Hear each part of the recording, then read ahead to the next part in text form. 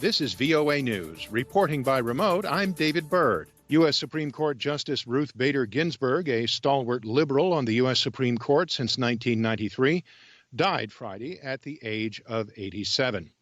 Ginsburg, a champion of women's rights who became an icon for American liberals, died of complications from metastatic pancreatic cancer. Her death gives President Donald Trump a chance to expand the court's conservative majority with a third appointment at a time of deep divisions in the United States with a presidential election looming. Her departure could dramatically alter the ideological stance of the court, which currently has a 5-4 conservative majority, by moving it further to the right. President Donald Trump again touted progress on a coronavirus vaccine Friday, telling a news conference that as soon as a vaccine is approved, widespread distribution will begin immediately. Speaking at the White House, the president said distribution would begin within 24 hours after notice, adding that he expects to have enough vaccines available for every American by April. As part of Operation Warp Speed, my administration's manufacturing all of the most promising vaccines in advance, and actually it'll be fairly long in advance. As soon as a vaccine is approved, the administration will deliver it to the American people immediately. Distribution will begin within 24 hours. As of now, there are several trials underway around the world, but a safe and effective vaccine has not been produced. The U.S. Centers for Disease Control and Prevention has said a viable vaccine might not be ready until the middle of next year. You can find more on these stories and the rest of the day's news at voanews.com. You can also follow us on the VOA mobile app. This is VOA News. Israel has entered a second nationwide lockdown on Friday at the onset of the Jewish High Holy Day season. Reuters' Adam Reed reports.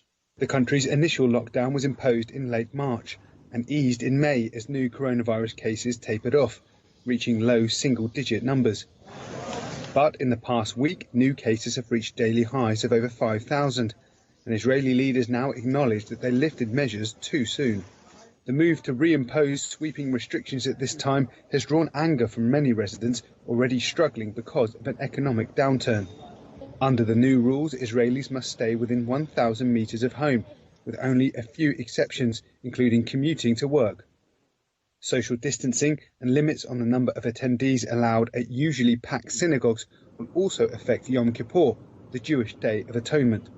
That festival begins at sunset on September 27th. That's Reuters' Adam Reed.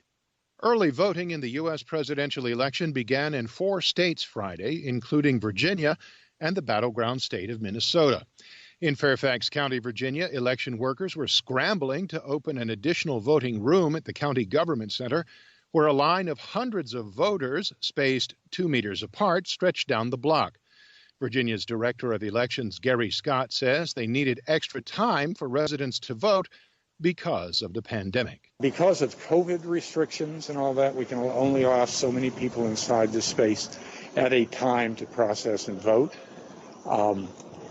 Also, we're not able to set up as many voting stations as we would ordinarily. Voting also began in Minnesota, where voters are expected to vote by mail in record numbers. That state's Secretary of State said more than 900,000 residents have already requested absentee ballots. Both President Trump and former Vice President Joe Biden campaigned in that state on Friday. U.S. Secretary of State Mike Pompeo visited a Venezuelan migrant camp in Brazil's northeast region on Friday. Pompeo went to the city of Boa Vista, where he met with his Brazilian counterpart. Pompeo praised Brazil's action to shelter Venezuelans who he said are in deep need. Brazilian authorities estimate there are 260,000 Venezuelan migrants living inside Brazil. According to the Office of the UN High Commissioner for Refugees, some 48,000 of those have been granted refugee status. Nearly 5 million Venezuelans are scattered across Latin America in one of the world's largest migrations today, driven by Venezuela's deepening economic and humanitarian crisis. You can find more at our website. Reporting by remote, I'm David Byrd, VOA News.